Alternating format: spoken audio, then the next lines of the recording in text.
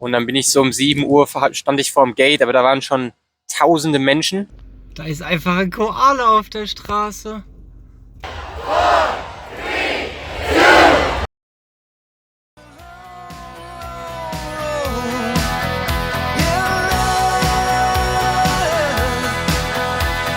It's a long, long road. Oh, huch, ihr seid ja schon da. Herzlich willkommen zu meinem Roadtrip-Video. Es ist mein erster Roadtrip in meinem Leben. Ich habe so viel erlebt. Ich habe so viel zu erzählen. Im Endeffekt kann ich nur die besten Sachen ins Video reinpacken. Ich würde sagen, wir springen erstmal rein. Wie habe ich die ganze Sache geplant? Wir sehen uns gleich.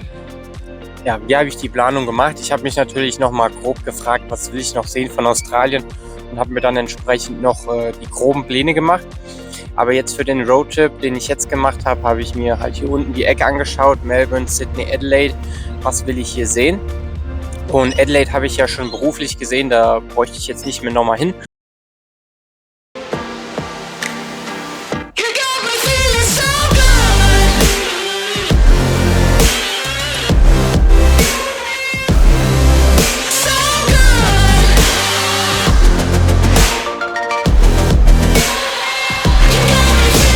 Mit dem Kia ging es dann ungefähr so morgens um 9 Uhr los, bin ich in Melbourne losgefahren. Dann bin ich so ungefähr 3 Stunden zum Wilsons Promontory National Park, ich glaube so spricht man es aus, hingefahren.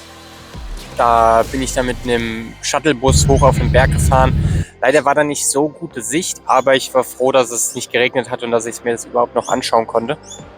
Und danach ging es dann abends weiter in den Norden.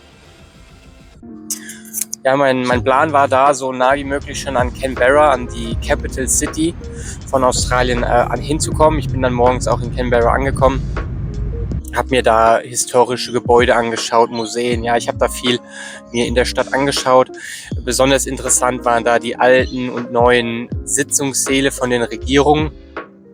Ja, sehr interessant anzuschauen. Und da war ich dann noch oben auf so einer Aussichtsplattform, wo man die ganze Stadt sehen konnte.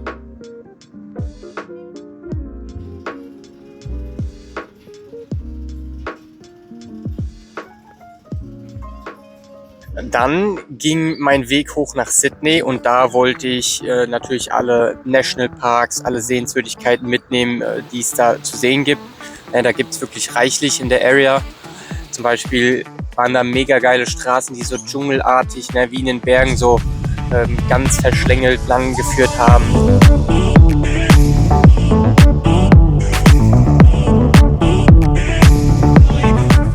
Viele Aussichtspunkte. Brücken direkt am Meer, natürlich auch ganz viele Strände.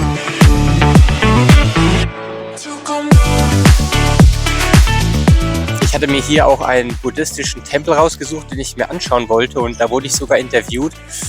Ganz lustig, und die posten das auch auf ihrem Instagram-Kanal, die haben da ein paar tausend Follower. War auch ganz cool. Ja, willkommen in der Stube Schmidt. Hier in meinem Auto. Ich habe jetzt auch nicht aufgeräumt, es ist morgens, und ich wollte jetzt mal ein bisschen zeigen, wie ich hier schlafe. Ja, die erste Nacht habe ich auf der Rückbank gepennt, war nicht gut, und jetzt habe ich dann zum Glück in der zweiten Nacht herausgefunden, man kann es hier richtig schön zurücklehnen, so zack, und dann habe ich mir hier einen Schlafsack besorgt, und jetzt die letzten Nächte war es richtig warm, da habe ich einfach nur so, damit mein Kopf halt, damit es dunkel ist. Ansonsten habe ich den ganzen Schlafsack angezogen, wenn es kälter war. Aber jetzt haben wir ja aktuell so 20 Grad die Nacht, und dann ist sowieso warm genug. So, dann wollte ich natürlich auch noch ein bisschen zeigen, wie mache ich das so mit der Verpflegung. Also ich gehe jeden Tag einkaufen und ich ernähre mich größtenteils wirklich von Dosenfutter. Das ist einfach, weil es jetzt auch billiger ist und es ist einfach. Und ich kaufe natürlich auch immer Äpfel ein, dann die Dosen. Und das ist so eigentlich das, was ich immer einkaufe, und natürlich Wasser. Und ich habe dann hier halt meinen Koffer. Habe ich hier hinten drin, dann habe ich immer ein Sixpack Wasser drin und meine Dosen, da habe ich jetzt noch 2, was haben wir hier noch? Ravioli, ich glaube, ich ziehe mir gleich rein, und Spaghetti Meatballs. Ich hatte Spaghettis, ich hatte hier schon so ekelhafte Spaghettis, aber da muss man noch mal ein bisschen durch, ne? Ja, ich bin hier gerade mal in der öffentlichen Wäscherei und wasche hier gerade mal mein Zeug, weil wenn man die ganze Zeit unterwegs ist, dann verbraucht man alle Kleidungsstücke. Und ja, meine Wäsche ist gleich fertig und dann geht's weiter. Ja, ich bin hier gerade mit Hungry Jacks. Das ist quasi der Burger King hier in Australien. Und hier lade ich gerade meine Sachen auf. Ich muss ungefähr jeden Tag so eine Stunde hier sitzen in McDonald's oder im Hungry Jacks und muss meine Sachen aufladen, also meine Powerbanks und mein Handy. Liegt einfach daran, dass ich sau viel Strom verbrauche in meinem Handy durch das Navigation und durch Bilder machen, Videos und so. Ja, und dann ging es in den Blue Mountains National Park. Und da muss ich sagen, das ist einer der beeindruckendsten Orte, die ich je gesehen habe. Unglaubliche Natur. Ich habe hier auch einfach sämtliche Lookouts und Sehenswürdigkeiten abgefahren. Wasserfälle, wo man auch mal eine Stunde hinlaufen musste. War auf jeden Fall sehr entspannt.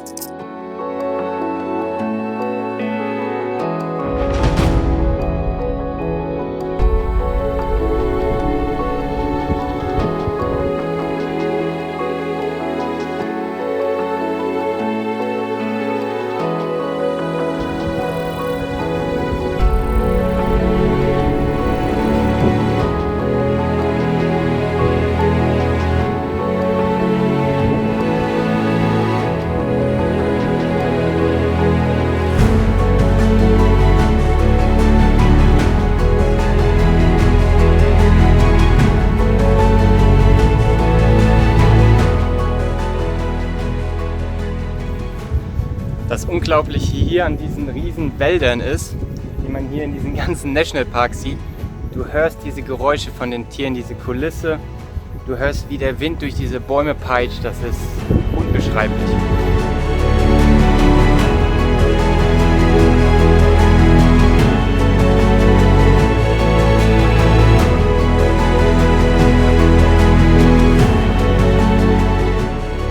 Nach dem Blue Mountains National Park bin ich dann nach Sydney und da wollte ich erstmal 3-4 Tage auch bleiben. Natürlich die weltbekannte Oper, das ist dann schon ein geiles Gefühl, dann in dieser Area zu sein und das zu sehen mit eigenen Augen.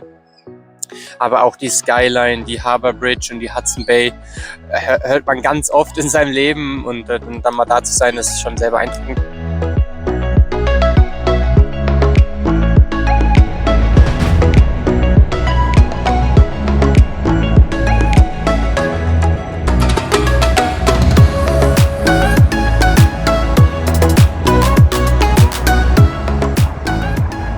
Ich habe dann die City auch erkundet in den Tagen, habe mir auch da Highlights angeschaut, besondere Gebäude und natürlich viele Sehenswürdigkeiten mitgenommen.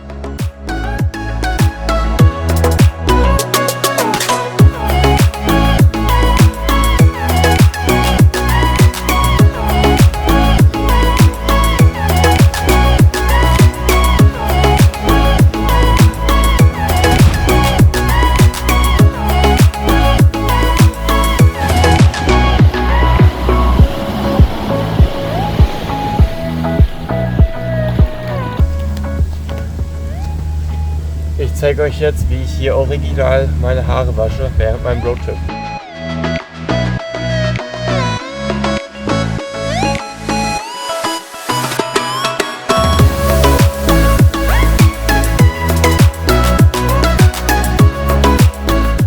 Ja, und so wasche ich hier meine Haare tatsächlich mit Wasser, was ich im Supermarkt kaufe. So, ich zeige euch jetzt hier nochmal meinen Schlafplatz der letzten Tage hier in Sydney. Also ich habe hier tatsächlich auf einem Parkplatz in der Nähe von einer Trainstation geparkt. Da unten ist die Trainstation. Ja, und das hat einfach den Hintergrund, ich wollte ja unbedingt das Sydney Fireworks sehen. Und die Stadt ist halt rammelvoll, ne? Und dann habe ich mir überlegt, ich parke in der Nähe von der Trainstation und fahre dann mit dem Zug immer in die Stadt rein. Ich habe ja jetzt dann die letzten 2-3 Tage auch die Stadt so ein bisschen erkundet. Bin dann immer wieder hierher zurückgekommen, habe hier geschlafen, was natürlich dann auch nochmal billiger ist als Hostels hier zu diesem Zeitpunkt, ja ganz klar. Ja, zum Firework, das war so ein Highlight, das wollte ich unbedingt mitnehmen. Deswegen habe ich auch den Roadtrip genauso geplant. Ich bin morgens um 5 Uhr aufgestanden, weil ich wusste, ich muss früh sein. Ich habe mir nämlich einen Platz ausgesucht, das war ein Park mit guter Sicht auf die Oper und die Harbour Bridge. Dann bin ich mit dem Zug reingefahren und ich habe dann noch den Eingang gesucht, weil das war nicht so gut ausgeschildert. Und dann bin ich so um 7 Uhr, stand ich vor dem Gate, aber da waren schon tausende Menschen, also ungelogen. Da war die Hölle los und natürlich dann nach mir, das wurde immer voller. Ich habe auch von manchen später erfahren, dass da wirklich Leute nachts gecampt haben schon. die ganze Nacht vor dem Tor. Also war eine wilde Geschichte. Aber so ist es ja immer mit den Leuten, ne? Auch wenn irgendwo ein neues Handy rauskommt oder so, die Leute rennen dann in die Supermärkte rein. Ist ganz lustig.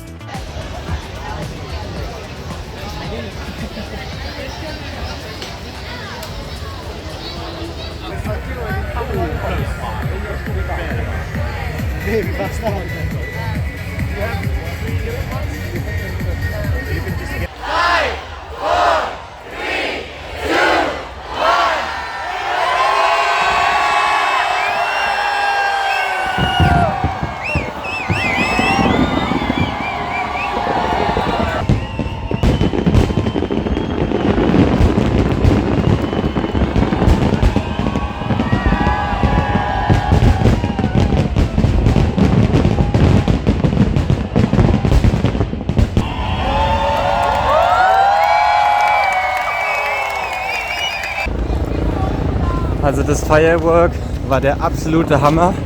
Es hat sich auf jeden Fall gelohnt, sich schon morgens um 7 Uhr da in die Warteschlange zu setzen. Und war einfach mega geil. Ich habe da auch ein paar Freunde gefunden, mit denen haben wir dann Karten gespielt, haben ein bisschen gechillt, gegenseitig auf die Sachen aufgepasst, weil ich war ja hier alleine. Ich habe mir gleich so 2 Asiaten gesucht, mit denen ich morgens den Eingang gesucht habe. Und dann haben die immer auf meine Sachen aufgepasst, wenn ich mal aufs Klo musste. War ganz praktisch. Also absolut krank, absolut krank. Nach Silvester bin ich noch ein bisschen an der Küste hochgefahren, Newcastle, und habe nochmal 2 Strandtage eingelegt, wo ich dann mir auch meinen bösen Sonnenbrand zugezogen habe. In den nächsten paar Videos wird es dann auch sichtbar sein. Dann ging es den ganzen Weg zurück. Da habe ich auch eingeplant, so 1 bis 2 Tage nur zurückfahren und habe mir da natürlich auch die Landschaft angeguckt. Ich bin extra ein bisschen über Melbourne zurückgefahren, weil ich noch quasi so ein bisschen diese wüstenartige Landschaft auch mitnehmen wollte. Ich bin gerade an der Tankstelle und ich zeige euch mal hier die Spritpreise. Es ist anders wild. Also ich tanke immer Unleaded 91, das ist quasi unser Super. Und hier 1,67,9. Also das ist natürlich auch in Dollar. Ich werde euch die Umrechnung nochmal unten einblenden, weil das ist ultra billig. Ja, normalerweise habe ich mal so 1,80 bis 1,90 getankt. Mega nice, habe ich den Tank voll gemacht hier. Heute der krönende Abschluss mit dem Grampians National Park und der Great Ocean Road später. Hier auch wieder unglaubliche Bilder. Ich war an dem Mackenzie Waterfall. Jetzt bin ich gerade noch auf dem Weg, hier ein paar Lookouts abzufahren. Hier laufe ich gerade einen Trail, der zu einem Lookout führt. Jetzt werde ich das noch 1-2 Stunden hier abfrühstücken. Und dann geht es noch nachmittags schön auf die Great Ocean Road und ich hoffe, dass man da auch nochmal einen geilen Sonnenuntergang sieht.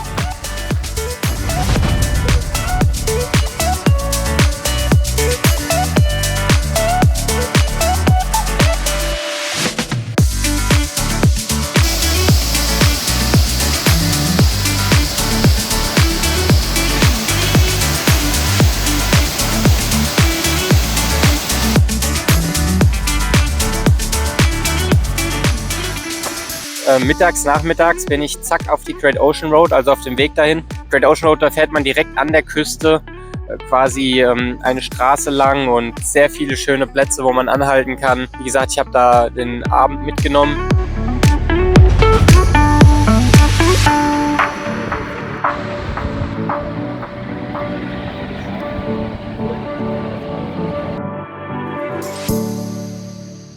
Und bin dann in einem Ort angekommen, Apollo Bay. Da bin ich auch nochmal auf dem Berg, habe mir da den Sonnenuntergang angeschaut. Und da habe ich von da oben einen Freizeitpark gesehen und ich konnte es mir nicht nehmen lassen, den auch nochmal zu besuchen. Und ich muss tatsächlich sagen, ich war da einer der Ältesten. Ne? Bin dann da die Fahrgeschäfte mit, keine Ahnung, 15-Jährigen gefahren, aber ich hatte den Spaß meines Lebens, weil die Dinger, die sich so überschlagen und in sich drehen, ja, die könnte ich den ganzen Tag fahren. Und dann habe ich mir überlegt, okay, ich mache hier Rast, ne? Ich bleibe hier, weil ich hatte noch die Hälfte von der Great Ocean Road vor mir. Bin die dann im Sonnenaufgang nach Melbourne gefahren.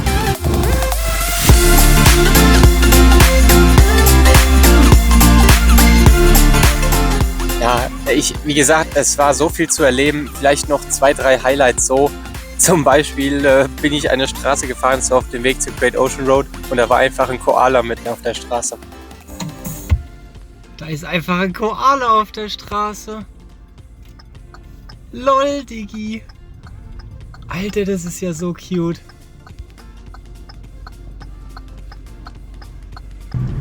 stehen hier einfach mitten rum. Ist ja übel krass.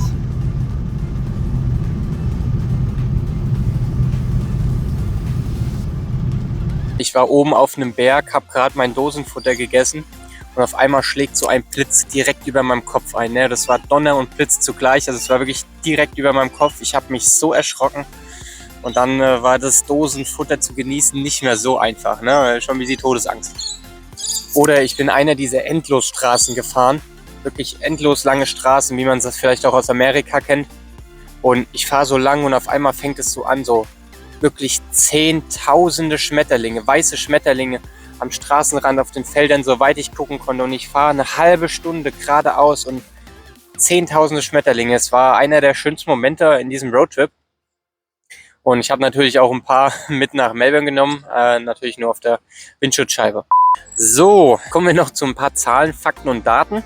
Also ich habe das Auto ja 13 Tage gemietet, bin aber jetzt nur effektiv 11 Tage gefahren, weil ich ja 2 Tage in Sydney stande. Und in diesen 11 Tagen bin ich knapp 4.350 Kilometer gefahren mit einem Verbrauch von 5,6 Liter, was mega geil ist. Ich bin super dankbar, dass ich dieses Auto erwischt habe, weil bei so vielen Kilometern macht es dann schon was aus, einen guten, sparsamen Verbrauch zu haben. Was waren so die Kosten? Also das Auto hat mich $1.100 gekostet für die Tage. Verpflegung $750. Da war dann auch sowas dabei wie Gebühren für Parken oder Gebühren für einen Nationalpark. Ne? Also da ging auch quasi, die Attraktion ging da auch rein. $470 für Sprit und das sind insgesamt dann $2.320 gewesen. Ja, am letzten Tag habe ich das Auto zurückgegeben. Ich hatte gefühlt mehr mit nach Hause gebracht, als ich mitgenommen hatte. Komplett voll beladen, ging es dann aber zurück ins Hostel. Ja Leute, das war mein Roadtrip. Ich hoffe, es hat euch gefallen. Lasst gerne ein Abo und lasst gerne ein Like da. Und heute sage ich wortwörtlich, Schmiedi bleibt on Tour.